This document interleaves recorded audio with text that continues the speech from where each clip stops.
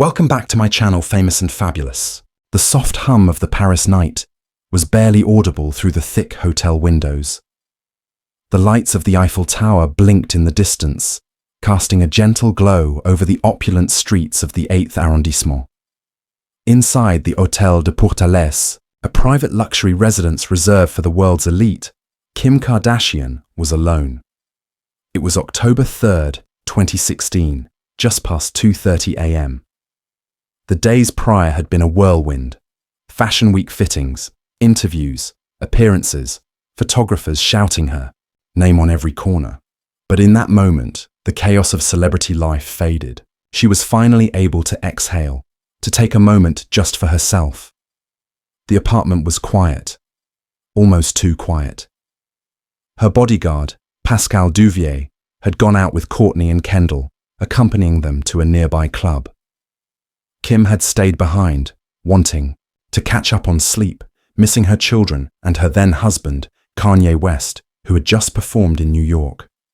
She FaceTimed North and Saint before bed, whispering, "I love you," into the phone, not knowing if it would be the last time they'd hear her voice. She just slipped into a white robe and placed her cell phone down when she heard it. A noise. Faint. Unfamiliar. A shuffle. Maybe it was a creak in the building, or just someone outside. But then came another. Then voices. Not French, not English either. The sound of hurried footsteps echoed through the hallway. Kim froze. Her heart began to race, beating against her chest like a warning drum. Something wasn't right. The door burst open. Two men dressed as police officers stormed in, their faces covered in ski masks. Behind them, three more. Kim's breath caught in her throat as one of them grabbed her. She screamed, instinctively trying to reach for her phone on the nightstand. Before she could touch it, it was ripped from her hand. One of the intruders pointed a gun at her. Time stopped.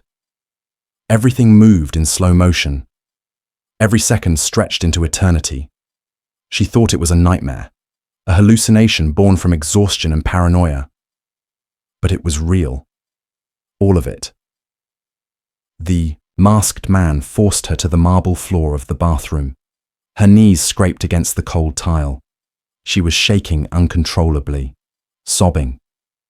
Another man pulled out plastic zip ties and began to bind her hands. They were rough, cutting into her skin. She begged them not to hurt her. "I have babies. Please, don't kill me.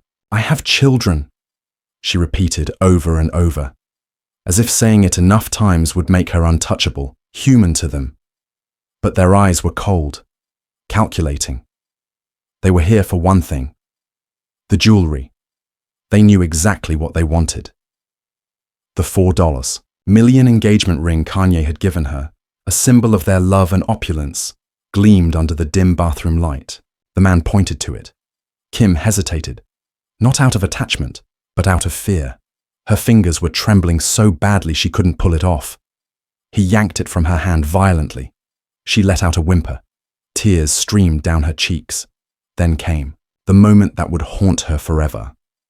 They dragged her to the bathtub and shoved her in. One of them produced duct tape and began to wrap it around her mouth. As the sticky material sealed her lips, her thoughts spiraled. This is it. This is how I die. Images of her children flashed through her mind. North's laughter, Saint's sleepy, cuddles, the way Kanye looked at her like she was his whole world. She thought of her mother, Kris, and how devastated she'd be, how the world would wake up to the news that Kim Kardashian had been murdered in Paris. She heard the sound of drawers being rifled through, of safes being cracked open. She couldn't move. Her body was frozen. Her mind had detached. She was no longer Kim Kardashian, the celebrity, the influencer, the reality TV icon. She was just a terrified woman in a foreign country, tied up, gagged, and left to pray that strangers would show mercy. For the next several minutes she lay there, silent, helpless, and afraid. And then, just as quickly as they came, they were gone. A deafening silence filled the room. Kim could hear her own heartbeat echo in her ears.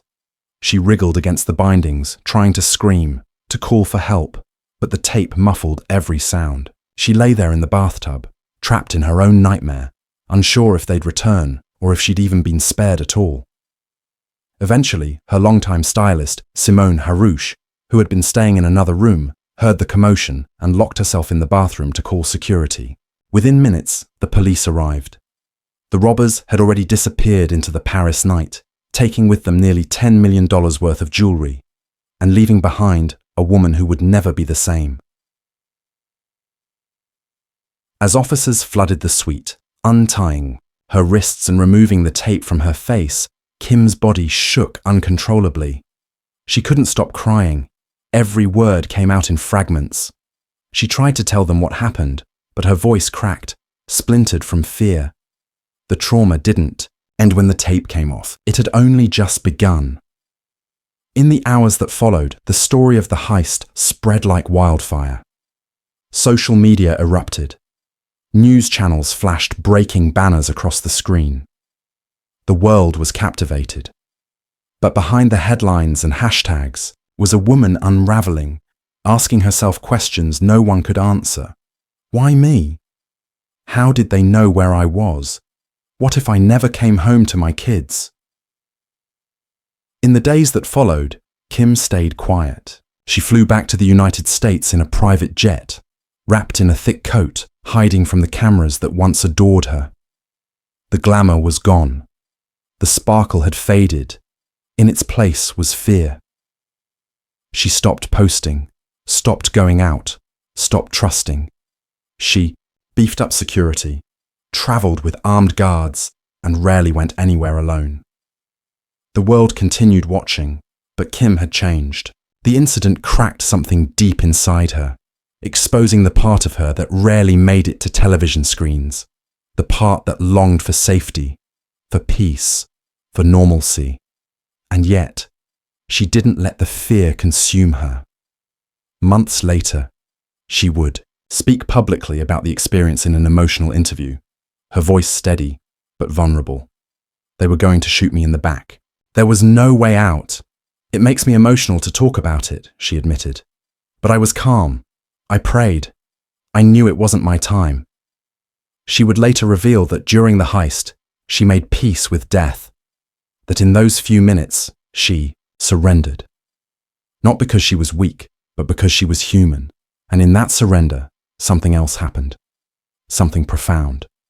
She found clarity. The private jet sliced through the clouds in eerie silence. Inside, Kim Kardashian sat motionless, her head resting against the cold window, eyes red from crying, but dry from exhaustion. The city of Paris, once her glamorous playground, was now behind her, nothing more than a blurred nightmare retreating into the night. But the trauma she carried wasn't left behind. It was stitched into her body like a second skin. She wore sunglasses despite the dark cabin, not to block the light, but to shield herself. From the world, from the staff aboard, from herself. Beside her sat her assistant, trying to stay composed, occasionally checking her phone as security updates and news alerts flooded in. But Kim didn't look at any of it. Not the headlines, not the social media storm erupting in real time. For the first time in a long time, she didn't care what the world was saying. She was simply trying to breathe. Her fingers kept tracing the faint red marks on her wrists from the zip ties, feeling their imprint like they were still bound. She would wake up for weeks after with phantom pressure, jolting upright in bed, clutching at her arms in panic. The plane began its descent into New Jersey, and as the seatbelt light blinked on, she tightened hers with trembling hands. Everything felt dangerous now, every shadow suspicious, every glance a potential threat. As the jet touched down, dozens of paparazzi were already gathering near the gates, zoom lenses ready. But Kim didn't exit through a terminal. She was whisked away through a private exit, flanked by security, her body tense with every step, her trust in the world shattered. That night at home in Los Angeles, she sat in silence. Kanye tried to hold her, to whisper comfort into her ear, but she barely spoke. Not because she didn't want to, but because she didn't know how to explain what she had felt in that moment. The absolute certainty that she was going to die. It wasn't just fear. It was grief. Grief for the life she almost lost. Grief for the person she used to be. She didn't post on Instagram that day, or the next, for someone who had built an empire on visibility, on being seen, photographed, documented. Her sudden disappearance was thunderous. Fans speculated. Some expressed concern. Others, twisted by cynicism, called it a PR stunt, but none of them knew the truth. Kim Kardashian, the woman the world thought they knew, was unraveling quietly behind the gates of her Calabasas mansion. The days blurred into each other. She kept the lights dim, refused to go anywhere without 4 armed guards. Cameras were turned off. The KUWTK crew paused production. It wasn't just about the show anymore. It was about her life, her soul. She couldn't sleep. Every time she closed her eyes, she was back in that Paris bathroom. Back in the cold marble tub, gagged, helpless. She heard the muffled voices, the duct tape ripping from the roll, the sound of her own heartbeat pounding like a war drum in her ears. It was PTSD, the doctors told her. Trauma. But no diagnosis made it easier. One morning, she stood in her massive walk-in closet, staring at her jewelry collection. Once her pride, now a source of nausea. Glittering diamonds and gold bracelets, things she used to flaunt, now looked like threats. Everything she once found joy in felt dangerous. Her identity as a fashion icon, a glamorous mogul, was now tangled with risk. So she stopped wearing jewelry entirely. No earrings, no rings, no accessories in public. She'd dress simply, cover her hands, and keep her head down. Slowly, people began to notice. The transformation was subtle but undeniable. The woman who once showcased $4 million rings now wore nothing on her fingers. It wasn't a fashion choice, it was survival. In therapy, she finally began to speak. The sessions were slow, painful. At first, she could only say fragments. The bathtub. Gun. I couldn't breathe. But gradually, the fragments became sentences, then memories, then realizations. I thought I was going to die, she told her therapist. And all I could think about was my kids, not the money, not my ring, just them. It was in those moments that the shift began. For years, Kim had been viewed through the lens of fame, designer clothes, front row seats, private jets. But the heist stripped that away. It forced her to confront her own humanity, her mortality.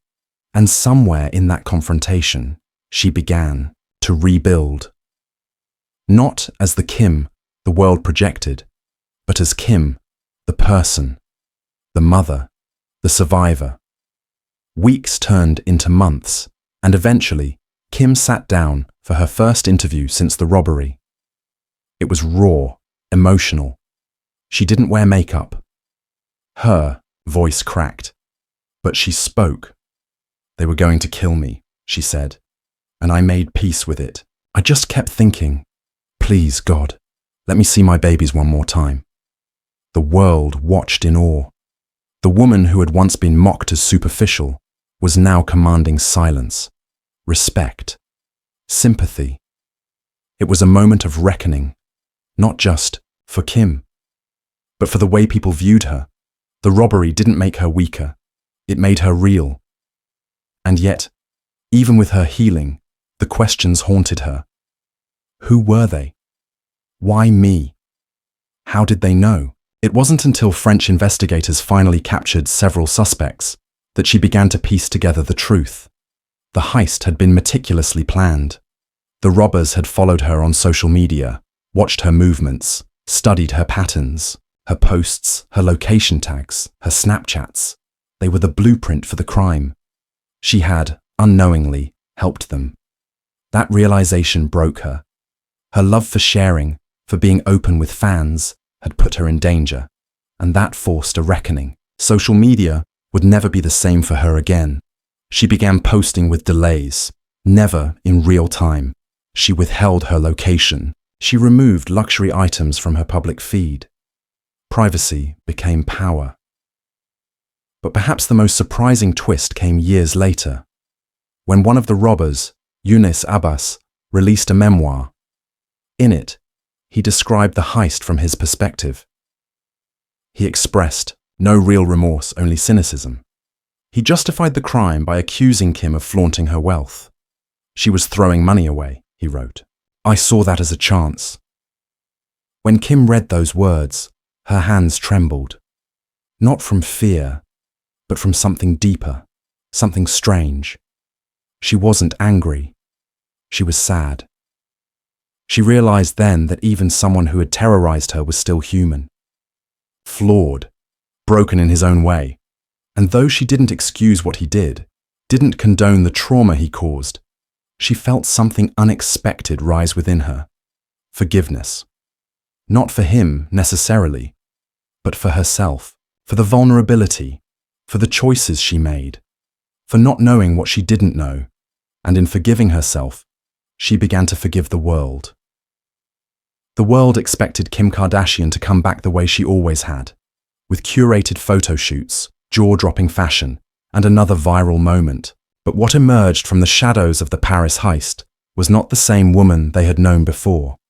There was no glittering comeback party, no press-fueled triumph. This time, her return was different, quiet, intentional, and deeply human. It began unexpectedly, with silence. No tweets, no selfies, no paparazzi photo ops. Kim let the world speculate. She let the chaos swirl outside while she stayed cocooned in introspection. Her family, worried and watching, tried to bring her out gently. But Kim wasn't ready, not to be seen, not to be touched, not to be consumed. She wasn't interested in reclaiming the spotlight. She was trying to figure out who she was now that the lights had gone out. And then, something shifted. It happened one night while she was holding her daughter North, brushing her hair and humming softly. The house was still. The kids were safe. And for the first time since the robbery, Kim felt something break open. Not fear, but clarity. A simple thought floated to the surface. What if I can be more than the story they're writing for me? The next morning, she called her team. I want to meet with a criminal justice reform organization, she said. There was a long pause on the other end. Like, to partner? Someone asked. No, Kim said. To learn. For years, Kim had been the subject of media scrutiny, but the Paris robbery had given her a new lens. The violation she felt, the helplessness, the loss of control, echoed something she couldn't quite explain at first. But as she read more, listened more, and studied more, she began to understand. What had happened to her, though extraordinary in profile, was rooted in something tragically common. Injustice, desperation, broken systems. And so began her journey. Not as a celebrity dabbling in activism, but as a survivor searching for purpose. She enrolled in a 4-year apprenticeship with a law firm. She studied late into the night, flashcards scattered across her bed. She sat with formerly incarcerated individuals, heard their stories, their traumas, their regrets. For the first time in her life, she was no longer the center of the narrative. She was a witness, a student. When she walked into the White House in 2018 to advocate for the clemency of Alice Marie Johnson, a woman serving a life sentence for a nonviolent drug offense, there were those who scoffed. Kim Kardashian, the woman famous for selfies and scandals, sitting across from the president with law books in her bag. It felt surreal, but Kim didn't flinch, because what no one realized was that the woman in that room wasn't the old Kim, that Kim had died on a bathroom floor in Paris. The new Kim had been born through trauma, and she had something to say. During that meeting, she spoke calmly, but with force. She shared Alice's story, not as a political pitch, but as a moral plea. We can't be defined by our worst mistakes, she said. Alice is more than her sentence. She deserves a second chance. And days later, Against all odds, that chance came. Alice was granted clemency. The video of her walking out of prison, smiling, crying, clutching her family, went viral. And in that moment, something clicked for Kim. She hadn't just used her voice. She had used her pain. The media, once skeptical, began to pivot. Headlines shifted from scandal to substance. She was invited to speak at criminal justice summits, to work with bipartisan leaders, to fund legal teams for those who couldn't afford one. People began to see her differently, not as a manufactured celebrity, but as a woman transformed by suffering, using her platform to amplify the silenced. But make no mistake, it wasn't easy.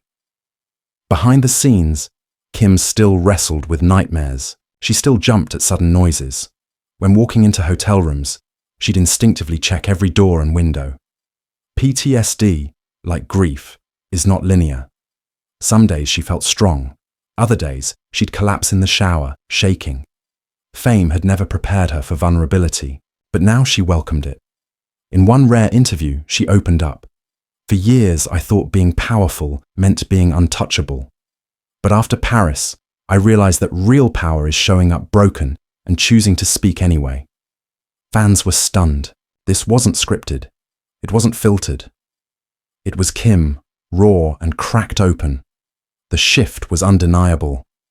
She began to curate her social media with intention. Gone were the posts flaunting excess.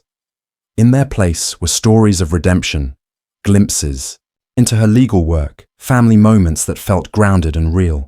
She posted less, lived more, and people responded with admiration, not for her beauty, but for her growth.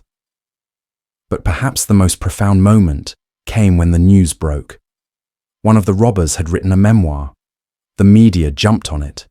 Interviews, book reviews, podcast invitations. Everyone wanted to hear the bandit's side. And Kim, she stayed silent. At first.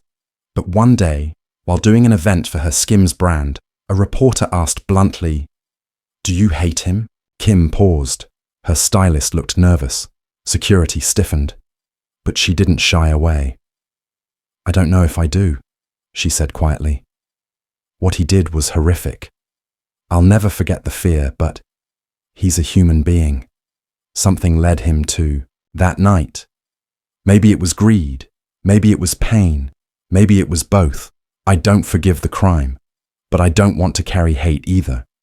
It wasn't a headline. It was a revelation. Forgiveness. Not as a weakness, but as a reclamation of self.